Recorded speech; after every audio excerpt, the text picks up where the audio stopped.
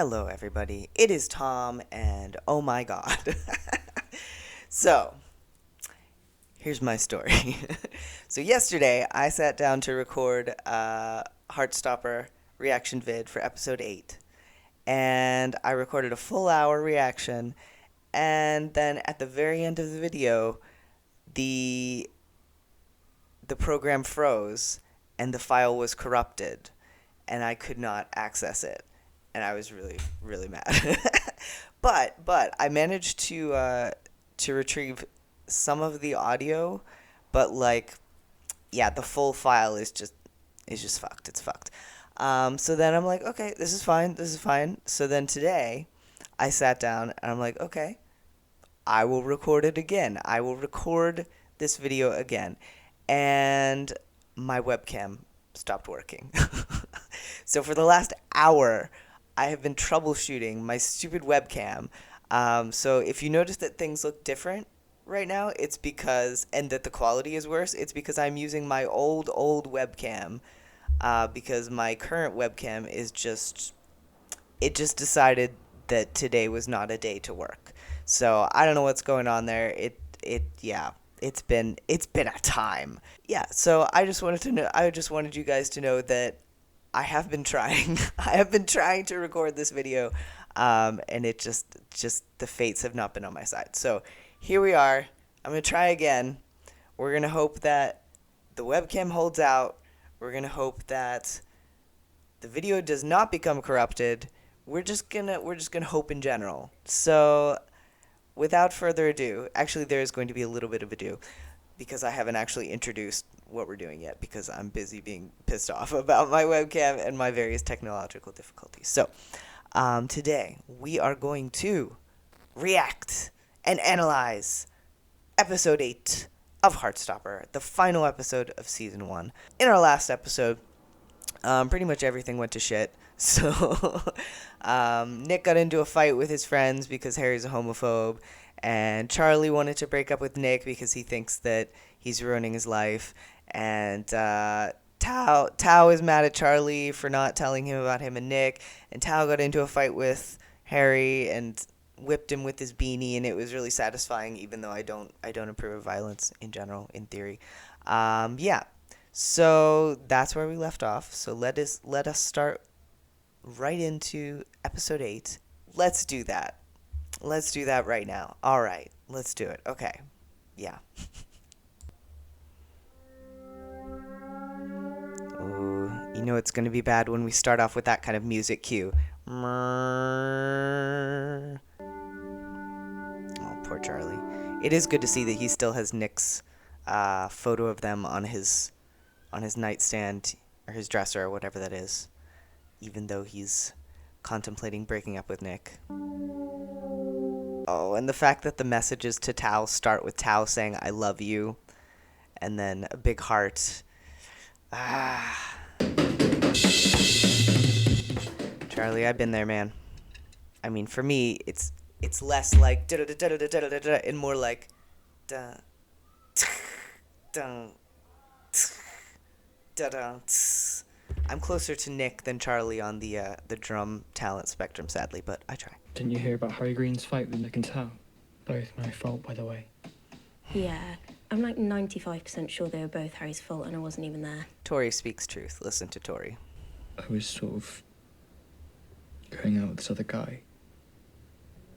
He made me feel like I was ruining his life. I think it's interesting to note how seriously Charlie takes not outing anyone, because even in the case of Ben, who is a complete asshole, he has never mentioned Ben's name to anyone.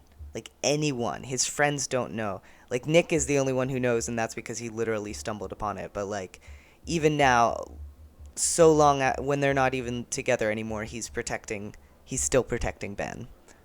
And now Nick's lost all his friends, and he's getting into fights because of me.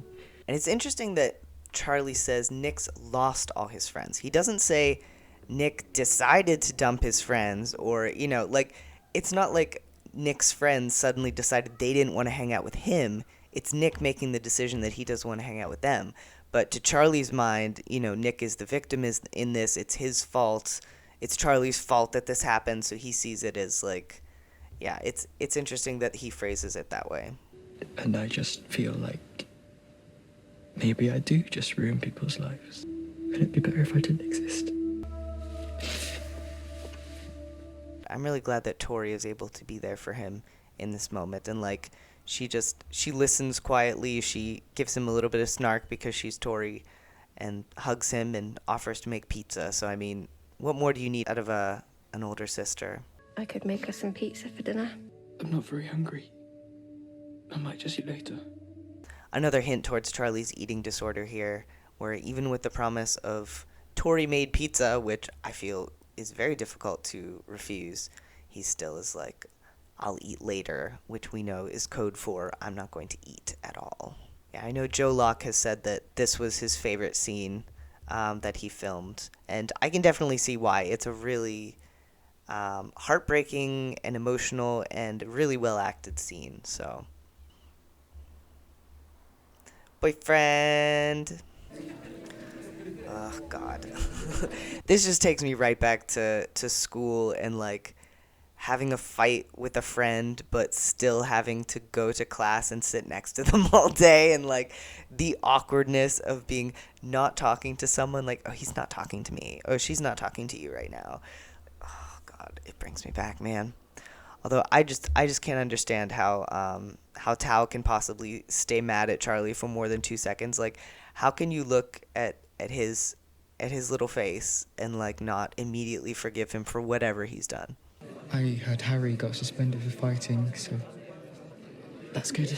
I'm glad to hear that Harry got suspended, but yeah, I do wonder how things work in the UK, because in the US, or at least in my school, basically if two students fight, regardless of who started it, they both get suspended, which is bullshit. Like, if someone attacks you and you defend yourself, you end up getting suspended over it. But I'm glad that that did not happen here, and that Tao did not end up suspended alongside Harry, because Harry definitely deserved to get suspended.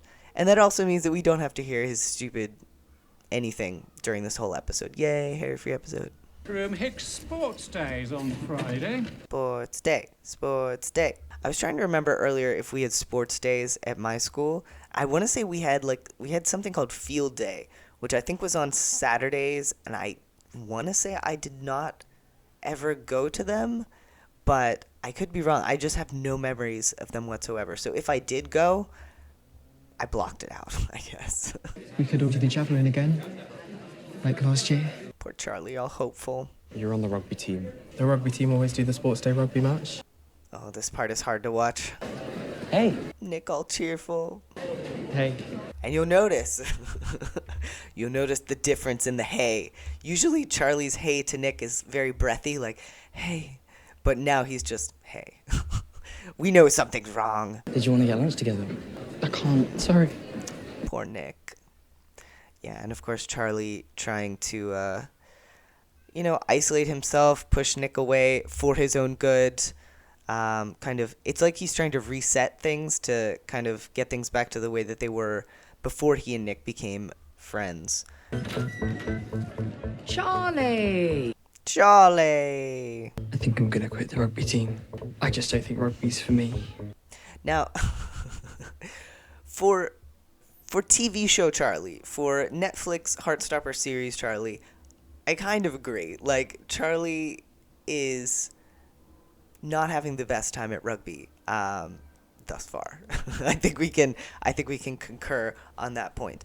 But comics Charlie, graphic novel Charlie, actually has a pretty positive experience on the rugby team.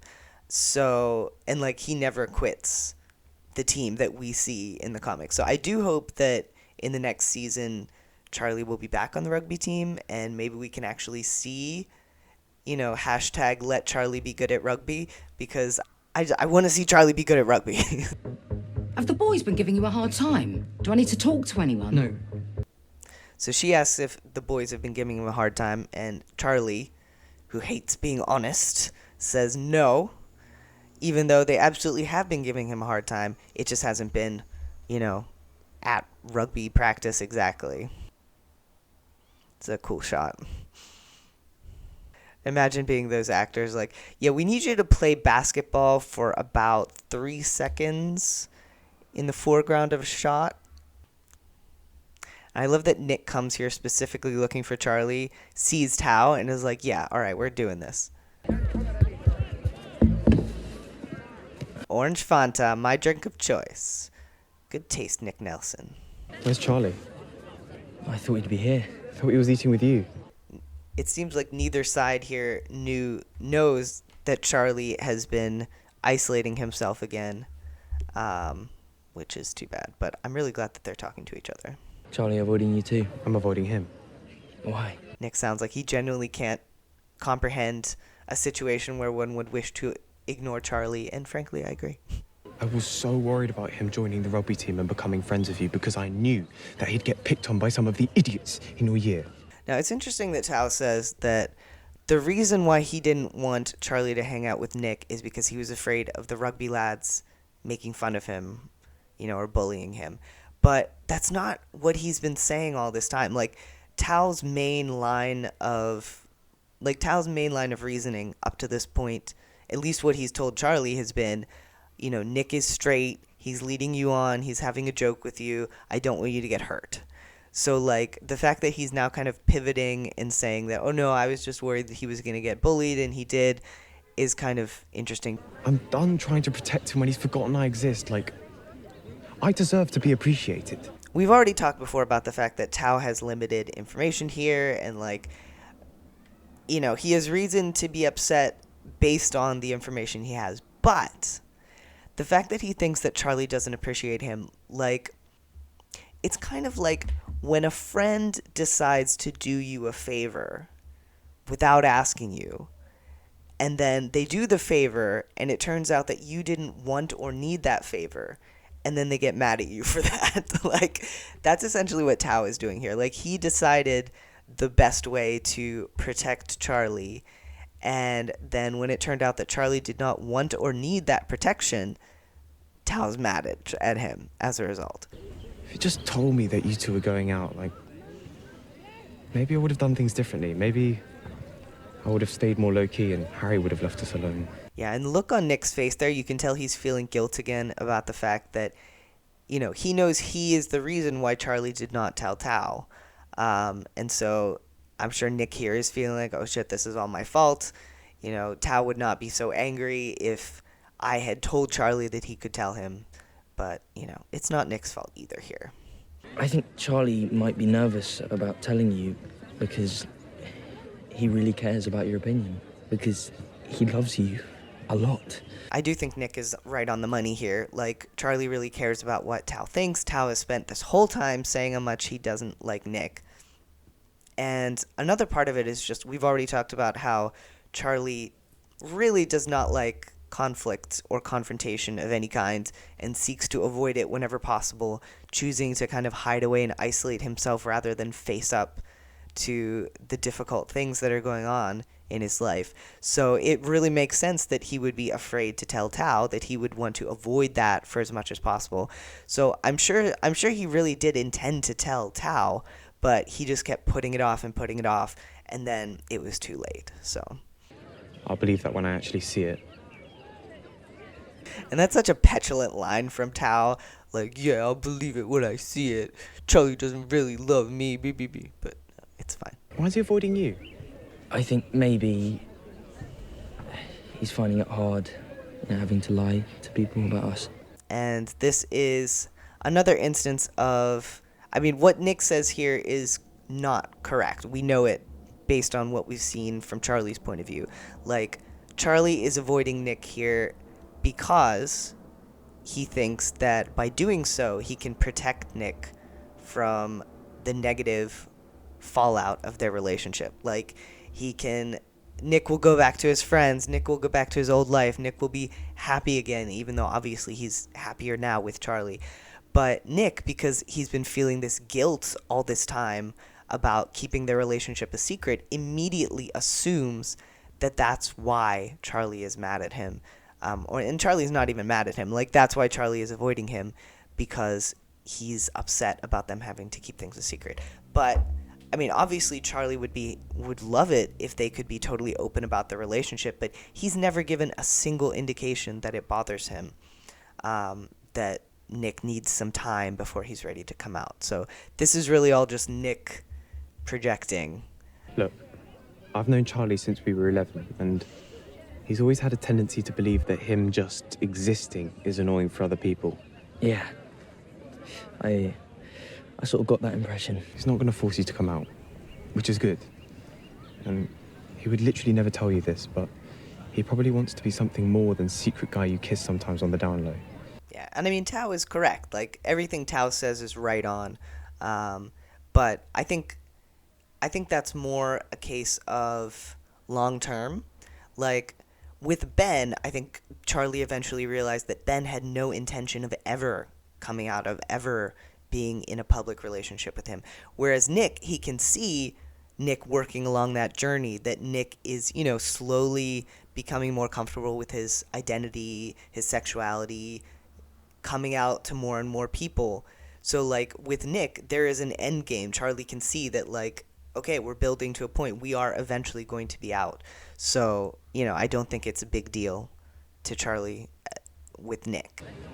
And if you can't give him more than that, then, I mean, that's fine, but... It's also interesting that even though Tao, up until this point, has been very antagonistic of Nick and, like, openly disliking him and saying so, he's really respectful and kind and understanding during this talk to him, like, during this advice that he gives him. Like, he says things like, well, that's fine if you need to be in the closet, and, like, it's okay if you can't give Charlie more than that. It's good Charlie won't force you to come out. So, like, he's being really encouraging, actually, despite the fact that, up until now he has not been a fan of Nick's. You should talk to him. Also, just considering how far Tao has come here, where, like, he's actively giving Nick the advice he needs and encouraging him to make amends with Charlie, to go talk to him. So, like, I mean, I think even being mad about the situation, Tao can see that, Charlie really likes Nick and Nick really likes Charlie, and it's in their best interest to make up. So he's going to do what he can to bring them back together from a distance, even if he's still mad at Charlie and he still is not Nick's biggest fan. Yeah, so should you. No. I'm gonna stay pissed off with him for a bit longer. Yeah, which tells us that Tao is just being childish, but, I mean, sometimes you just want to hold on to that anger for a little bit and, like, make the other person suffer, even though it sounds like at this point Tao is mostly over it, but he still wants to make sure that he makes an impression on Charlie, which honestly is kind of shitty considering what he knows about how Charlie is and how Charlie takes everything to heart and blames himself. I do wonder if Nick stayed there for the rest of lunch and they just, like, I could see them just sitting there in silence, eating their lunches. Like, I can't see them chatting in any way. So just silently eat their lunch because both of them are, well, because Tao is too stubborn to leave when it was his picnic table to begin with, and Nick is too nice to leave. And then finally at the end, they're just like, bye, and they go their separate ways. Fluffy-haired Nick. Don't play the sad music.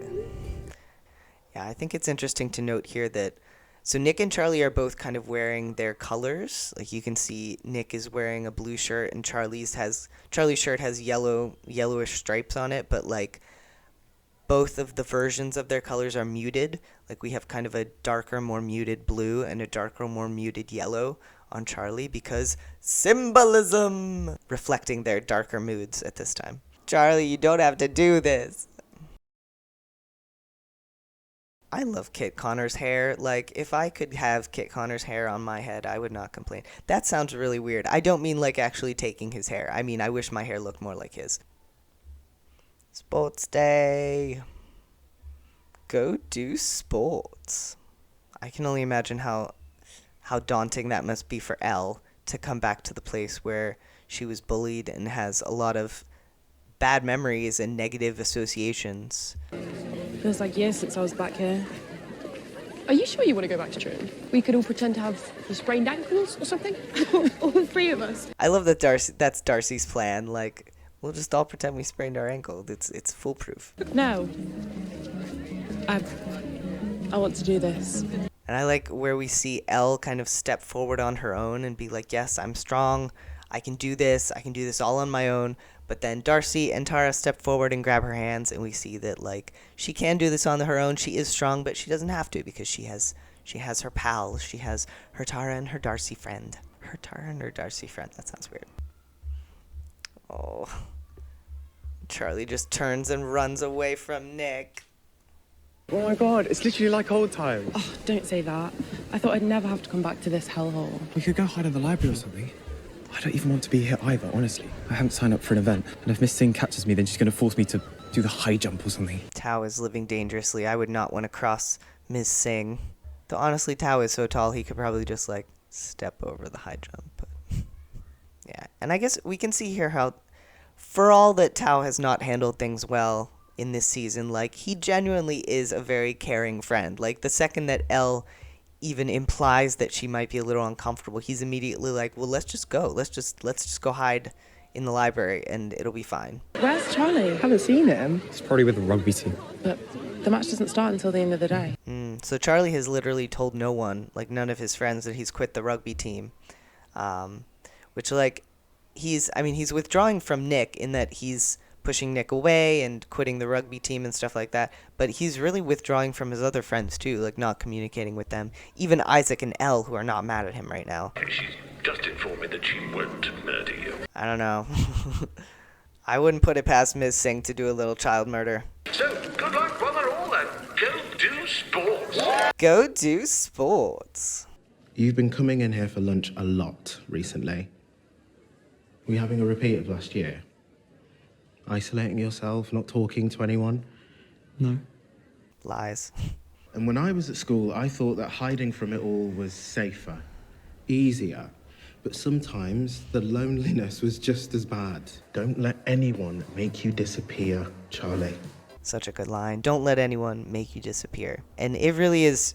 I mean, I think Mr. Ajayi here says. I think Mr. Ajayi here says exactly what Charlie needs to hear in this moment when he's, making, let's be honest, a really important decision for his future. Because, what would have happened if Charlie had stayed in the art room instead of going out and participating in sports day? He wouldn't have made up with Tao right then. We wouldn't have had the wonderful moment with Nick on the rugby pitch later. So, like, this is a big moment, and it's good that Mr. Ajayi was there to give Charlie exactly what he needed. Charlie looks at his favorite corner, looks at the door. Tao, sir! Oh, Tao. Oh, no. You're in it now. You are the only Year 10 who has failed to sign up for an event. You'll be doing the 200 metres for Team Blue. Wait, what? What? Swap bibs with me. What? Why? You hate running, I'll run it for you. Yeah, and if you haven't seen the blooper reel, I definitely recommend watching it for this scene alone, where Joe has some trouble getting Tao's bib on. So. What have I done? Sorry for everything. I'm just sorry. You obsessed with me or something? Ben, the king of projection here, telling Charlie that he's obsessed with him, when it's pretty clear that Ben is the one obsessed with Charlie. Like, Charlie didn't even look at him as he walked by. Kick his ass, Charlie. On your marks! Get set! Now, I have to wonder what Ms. Singh is thinking in this moment, because, like, she literally just told Tao to go run. So she has clearly noticed that Charlie has swapped with him, but I guess is willing to just let it go. If I were Ms. Singh, I would kind of slightly be looking forward to seeing Tao make a fool of himself in this race, but, it's nice that she doesn't say anything.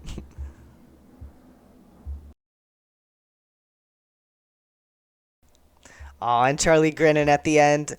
And Ben looking really pissed off as well as he's running.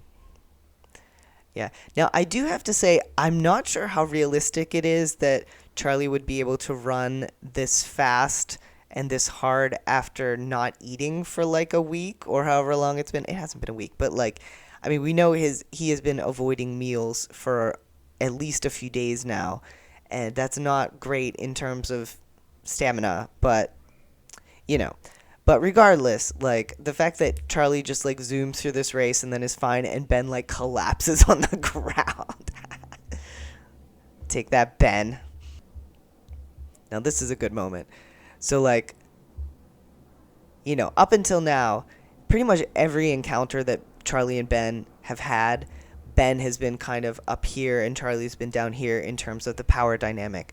But here we have a reverse where Ben is literally on the ground in Charlie's shadow, and Charlie is standing over him, like, basically telling him to fuck off, so.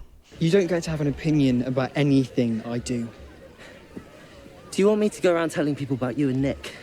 Do you want me to go around telling people about me and you? The fact that Ben even thought he had a leg to stand on in terms of blackmail, like, you know you've been making out with this boy for the last, like, few months. Well, not recently, but you know you were making out with this boy for several months, and, like, he could very easily, yeah. Except I wouldn't do that because I'm a decent person. And here's a reminder to Ben also of how different they are. Like, I mean, Ben up until this point has spent a lot of his time kind of making himself feel better by putting Charlie down, by telling himself, like, well, I'm okay because at least I'm not Charlie. At least Charlie is more pathetic than I am. But, like, here is evidence that Charlie is a better person than him by a great deal. Like, Ben would not hesitate to blackmail Charlie or, like, spread a rumor about him and Nick, but Charlie would never do that. And the fact that it never occurred to Ben that Charlie would do that speaks for the fact that Ben does know that Charlie is a better person than he is. I understand that you're figuring out your sexuality, but you don't get to make me feel like crap anymore just because you hate yourself. Yeah, and we can see a little tear in the corner of Ben's eye, because it's true. I think he does hate himself, and he's not a happy guy. Like, he needs some work. He needs to put some work into figuring out his sexuality and, like, also deciding not to be a dick while he's doing it. I'm sorry. I'm sorry. I should have been a better friend, and I've been kind of. I shouldn't have gotten angry at you. Yeah, no, honestly here, I don't feel like Charlie has much to apologize for, but I'm glad that they made up. Friends. I made it so hard for you to tell me. I should have been looking out for you as much as you were looking out for me. Tao's apology, very good. I made it so hard for you to tell me, accurate. So it shows that he does understand that maybe there was a reason why Charlie didn't tell him about him and Nick right away. Charlie's apology, though, I'm not sure that is necessarily true.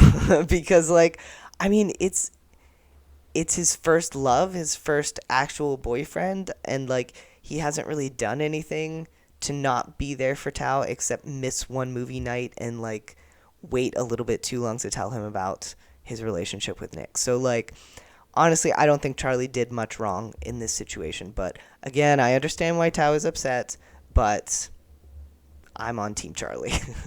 Tao can wrap his arms, like, 3 times around Charlie. Seagulls!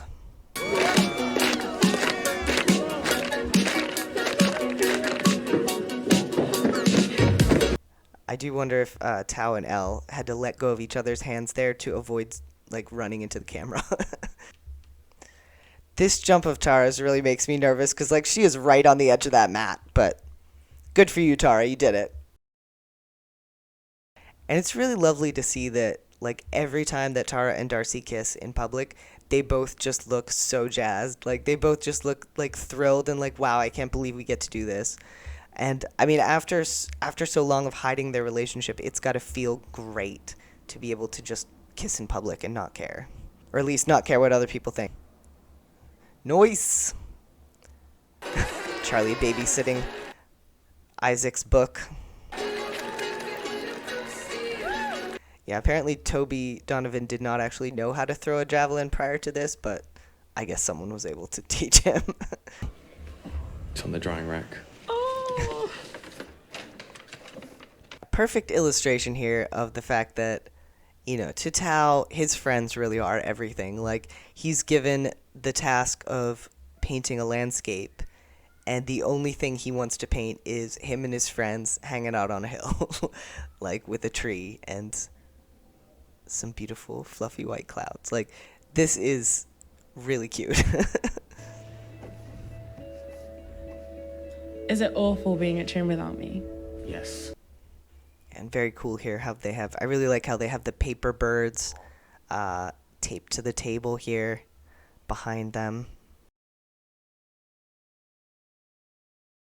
And it's interesting to think about what might be going through Elle's head during this scene, because clearly there's a moment when she decides to tell him, to confess her feelings to him, but then kind of looking into his eyes, she changes her mind. She might be thinking back to, like, the promise that she made him in episode 3 to, you know, never let anything stand in the way of their friendship. So I do wonder if that's any part of her thought process here, and why she ultimately decides not to confess to him. You've got the wrong team's face paint on. That's Charlie's fault for swapping bibs with me. Tao. I love how Tao defaults to his usual, like, surliness in this moment. Like, dude, the reason why Charlie swapped bibs with you so that you wouldn't have to run and make an ass out of yourself in the 200-meter race, but you're like, oh yeah, stupid Charlie, it's all his fault. Wipe the face paint off.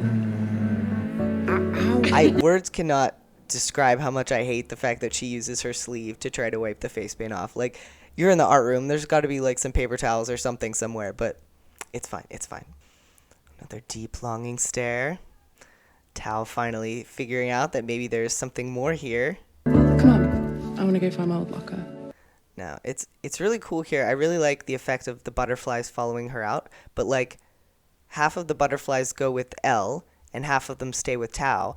And also, she has wiped half of the T on his cheek off on her sleeve. So half of the T for Tao, I know it's T for Truum, but half of the T for Tao goes with Elle and half of it stays with Tao. So like, symbolism. Now, I know tensions are high, but it's finally time for you to... Are tensions high? As some teenagers crash into each other and fall over repeatedly. Highly accurate description of rugby. The red versus blue rugby match is about to begin. I like how there's just that one dude who's super into it and like slapping people's hands as he walks by. Oh, Nick turning around, still looking for Charlie right off the bat. 1, 2, 3, red! Oh, I have to mention the fact that Nick has cuffed sleeves, so like his sleeves are rolled up in classic bisexual fashion. So like whoever did that, they knew what they were doing. Like that is classic bi fashion to have the cuffed sleeves or cuffed jeans or something like that. So A++ to whoever did that. Here we see Charlie kind of in a cage here where like there's bars between him and Nick. So even though he can see Nick, he's still prevented from reaching him by this impenetrable barrier that stands between them. But it's a prison of his own making. Oh, Nick. He just wants to find his man.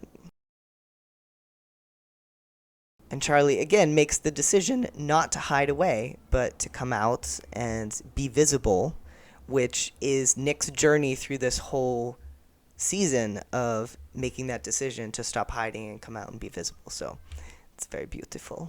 You okay, Nick? Yeah, fine. It's normal. I like that Isaac comes along for moral support but can't take his eyes off his book while he's doing so. Charlie looks so happy for Nick. I love this moment. Nice work, Nick. And still, he wants to find Charlie. That's all he's thinking about. I love the beating heart in the background. Come on, Nick.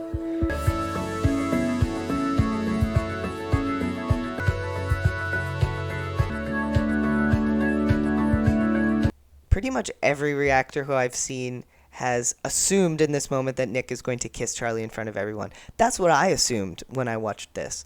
Because, you know, this scene doesn't exist in the comics, so I had no idea what was going to happen. But I was a little confused with that thought because, like, if they kiss here, then, you know, Nick is pretty much out to the whole school. And he does hold Charlie's hand here, but, you know, bros being bros. But, Yeah, so like we've talked before about consent, but this is just a really excellent example of it. Like grabbing someone and kissing them in a public place is always kind of shown as being very romantic, and in some contexts it is if you're sure that the person's going to receive it well, but like in general, I feel like it's not the best in terms of like making sure the other person is comfortable with what you're doing. So it's really good here that Nick, who, the last he heard from Charlie essentially was trying to, separate and break up with him. So Nick does not grab him and kiss him here, even if he would want to, which I don't think that's something that he feels comfortable doing at this point in his journey. But yeah, it's really good that Nick, instead of grabbing Charlie and kissing him, like just takes his hand, takes him to a quiet place where they can talk this through in private. Imogen being an ally. And Charlie's face as Nick is leading him away is just like, what is happening? We see our couples celebrating where even Tao is happy and Isaac is just like, yeah, back to my book. And the bright blue and yellow corridor flooded with sunlight. I don't want to break up. I know people have hurt you, and you feel like I'd be better off without you, but I need you to know that my life is way better because I met you. You don't have to say that. I do. And I think it really says a lot for what Charlie thinks about himself and how others view him, that in response to Nick saying these beautiful things to him, his first response is, you don't have to say that. It's like he doesn't even... It's like he thinks that Nick is just making up nice-sounding things and isn't speaking from the heart, which, of course, is why Nick is like, well, no, I am being serious, and I'm going to tell you, and you're going to listen, damn it. You're amazing, and you're going to listen to me.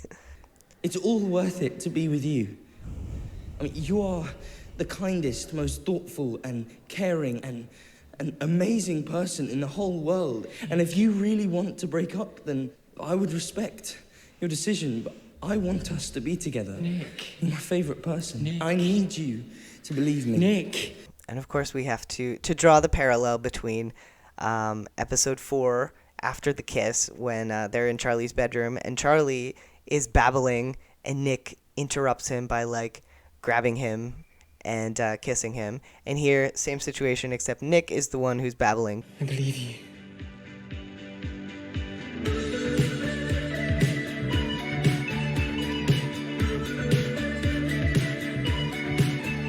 Now, Nick and Charlie have a lot of good kisses throughout this show, but this is one of my favorite because like it's just so joyful and beautiful, and we even get some slow-mo, and like I know Alice has said that they were trying to make it kind of an like old-fashioned, like old Hollywood sort of style kiss, and I definitely think they achieved that.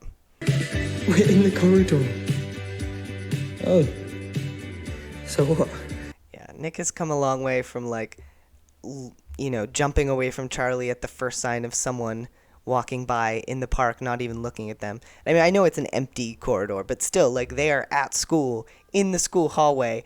Anyone could walk in at any moment, and Nick's like, screw that, I don't even care. Let's just make out. And you can tell how happy he is about it. Like, there's just such a look of, like, joyful freedom on his face that he's finally reached the point where he can be the boyfriend that Charlie needs. Rainbow. I love Nick's lilac sweatshirt. Alice! We're nearly there, I promise. Seagulls? Wait. Seagulls? This whole sequence is just pure joy. Like, just to be able to see Nick and Charlie, like, having a great time together, being in love. And notice right there that Charlie is the cat and Nick is the dog, which is very fitting in with their personalities. But yeah, like, the fact that they're just having a great day together, kissing in public, holding hands, having fun. It's just so, so beautiful. And there apparently was a take where Nick actually catches the fry in his mouth, or Kit actually catches the fry in his mouth, but sadly they did not choose to use that one, which is fine. I think this works better. It's more realistic. I wonder how many times they had to like shoot the scene of them in the photo booth, and if Kit had any feeling left in his legs by the end of it. Now, it is beautiful to see them lying side by side on the beach, but like, those rocks, man. Like, you're laying on rocks. That can't be comfortable. Yeah, but it's beautiful. Sharing music and sharing drinks, the official rule of dating. What if I came out? Do you really want to? And even now, Charlie's still checking in with Nick. Do you really want to? Are you sure? Making sure that he's comfortable every step of the way, which I think makes a lot of sense given that Charlie did not have the option to come out in his own time, in his own speed, at his own speed. But luckily, that's one thing I really love about this show, that Nick never gets outed, that he does have the chance to take his time and come to terms with his sexuality on his own and then come out on his own terms. I'm definitely bisexual. And I don't want to have to sneak around pretending we're platonic BFFs. I want to tell the people who matter. And I want you to be able to tell people too. Yeah, and in the comics, they hadn't told Charlie's friends yet. So, this kind of made sense in terms of, like, you can tell people too. But, now Charlie can tell anybody he wants. He can go grab a random person on the street and be like, hey, Nick's my boyfriend. God, I like you so much. And I love liking you. And honestly, that line, I love liking you, just is so meaningful. Like, I think it's really common. I mean, if we trace it back to when Nick is first figuring out that he's not straight, and he's, like, literally sitting there crying over the test that, says that he's 62% homosexual. Like, it's very easy to see being gay as a negative thing, or to see being bi or being queer as a negative thing. But Nick has reached the point where he sees the beauty in it, and he sees, like, that, no, actually, it can be pretty awesome. It can be pretty great. Like, it means that you get to be with Charlie, with this person that you love so much and care about so much, because you're queer. So, like, that's just such a nice moment. I like Charlie Spring in a romantic way, not just a friend way. Nick's feeling so good about his relationship with Charlie that he just has to tell the ocean. Sometimes you just got to tell the ocean about who you like in a romantic way, not just a friend way. Though, oh God, like, I can just feel the wet socks and wet shoes. Like, you gotta really be in love with Mr. Charlie Spring to run into the water with your shoes and socks still on, Mr. Nick Nelson. Charlie wisely keeping his own sneakers out of the water. What? I never thought this would happen to me. Yeah, knowing this part where Nick says what. In the comics, Charlie has actually started crying, and that's why Nick asks him what. Or, not crying, but, like, he's teared up at this point, so. Does this mean we're boyfriends? Yes. Was that not already established the last 10 times we made out? And you can hear how hesitant Charlie is to ask this, like, after what he went through with Ben, even knowing that Nick is so different, and, like, he must, be pretty sure that Nick's going to give him a positive answer here, but he's still very nervous because Ben was a shit. You're my boyfriend! I'm your boyfriend! We're boyfriends! Don't dare drop me! I'm not going to drop you. You can tell they used a few different cuts, a few different shots. They used what am I even saying?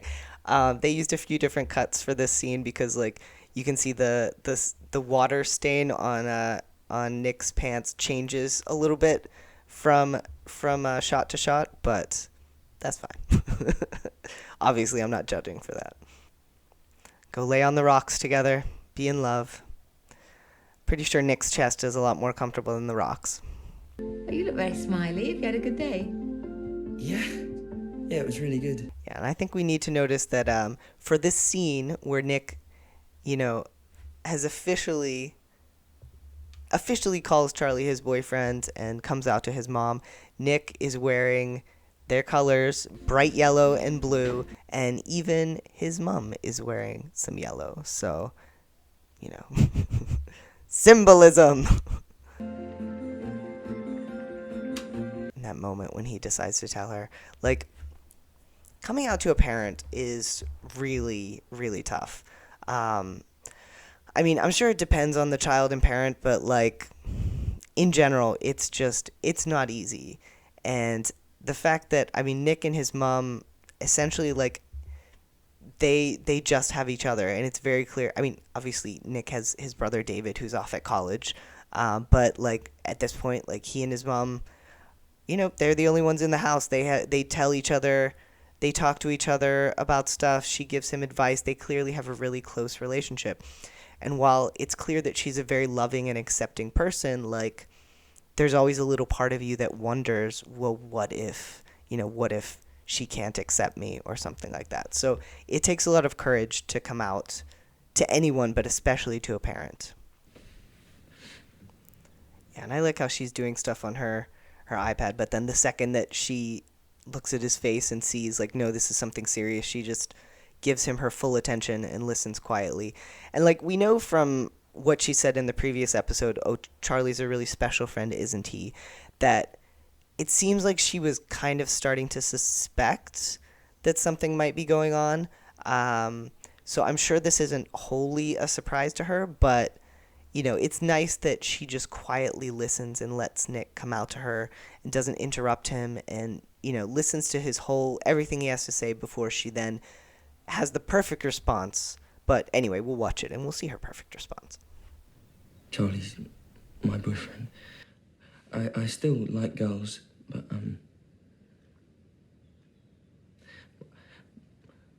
I like boys too. Yeah, obviously Olivia Colman is an outstanding actress, and obviously Kit Connor is an outstanding actor, and, like, his delivery of these lines is fantastic, but, like, just watching the emotions cross Olivia's face during the scene is beautiful as well. Like, you see kind of, the love and the tears welling up and just, like, yeah. But yeah, apparently, I mean, the first, there's this scene on the blooper reel where, like, Kit's performance was so good that Olivia forgot her line here. Oh, baby. Oh, thank you for telling me. I'm sorry if I ever made you feel like you couldn't tell me that. And such a beautiful thing to say there. I'm sorry if I ever made you feel like you couldn't tell me that. And I mean, I'm sure she did to a certain degree, especially with, like, I mean, a few episodes ago, we heard her say, I'm sure the right girl will come along.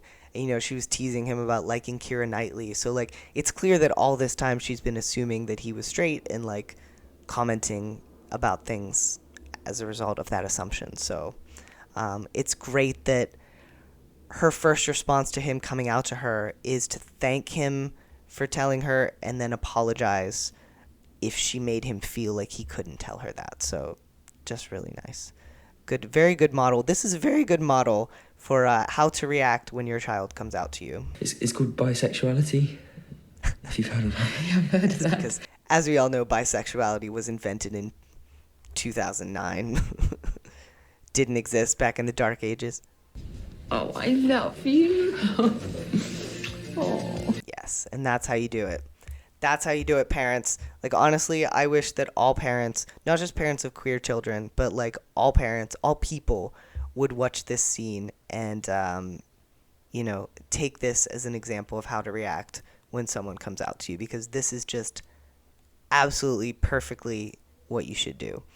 Yeah, like, I do wish my mom had watched this prior, because my coming out, sadly, was not smooth at all, but it's not always smooth. That's sometimes just how it goes. So, but I'm very glad that Nick got to have this beautiful moment with his mom, and, like, you can see how relieved and happy he is to finally have that weight off his chest, to finally not have to hide anything with his mom, who he clearly tells pretty much everything. So yeah, it's just wonderful. And if you weren't already crying, here's a montage. And now we're gonna tell people? Yeah. Yeah, and those lines are really the perfect bookend for the series, or for the season, because, I mean, we start off, the very first thing we see Charlie do is, get stood up by Ben, who doesn't want to come out and wants to keep their relationship a secret and never wants to tell anyone. And now here we are at the end, the very end of the season, the last episode, last moment, seeing, Charlie on a public beach snuggling with his boyfriend and them deciding that now they're going to tell people. So, mwah, chef's kiss. Oh, and Charlie's so happy. Charlie needs all the happiness. I do wonder why Charlie's towel is so short, though. But again, with the yellow and blue, and a very cool transition here, and echoing the what's it called? The start to the episode, the title screen, where we see the waves come up, and now here at the end we see the waves come up. So. And that's it. That's the end of season 1 of Heartstopper. And just words cannot describe how much I love this show. I mean, I have watched it so many times already, and I'm sure I'm going to watch it so many more. And, you know, it's just such a journey of queer joy and love, and just the message that, you know, it will be okay. You know, it's hard sometimes, but, like, you do deserve love. You do deserve to be your open and honest self in public, to the ocean, you know? So, yeah, just lovely. And everyone says this, but, or at least all the older folks say this, but I really wish something like this had existed when I was younger. But I'm so glad that it exists now for kids these days. So, you know, maybe some queer kid out there won't have to wait until they're in their 20s to figure out that they're queer. I think I was going for gay and queer at the same time. It came out queer. But yes. So some kid out there maybe won't have to wait until they're in their 20s to, you know, realize that they're queer, or feel comfortable coming out, or feel comfortable with their sexual orientation, or with their identity, or anything like that.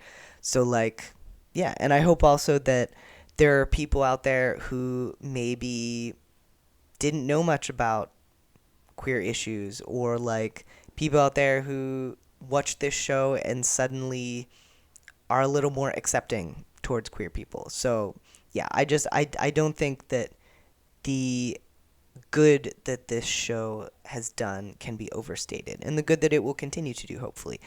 Yeah. So, I mean, I, for one, am very much looking forward to season 2 and season 3, even though I know that it's going to kill us to a certain degree, because, like, oh, we're going to see, there's going to be some bad stuff, guys. Like, yeah, I'm not looking forward to seeing this, the shit that Charlie goes through, but the fact that he and Nick, that their relationship stays strong through it all, I mean, that's always my favorite kind of story. Like, I read so much queer fiction, so much, and most of the stories that I read have a romance at the heart of them.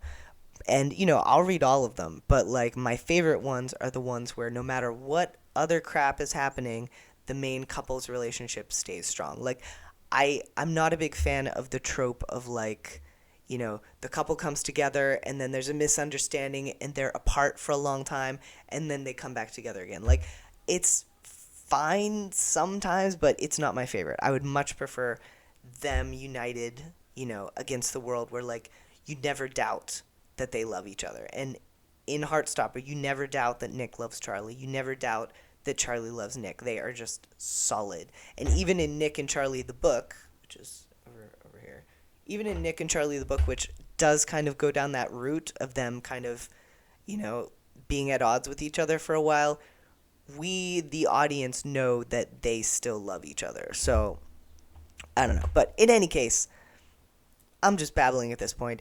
Thank you so much for joining me on this journey.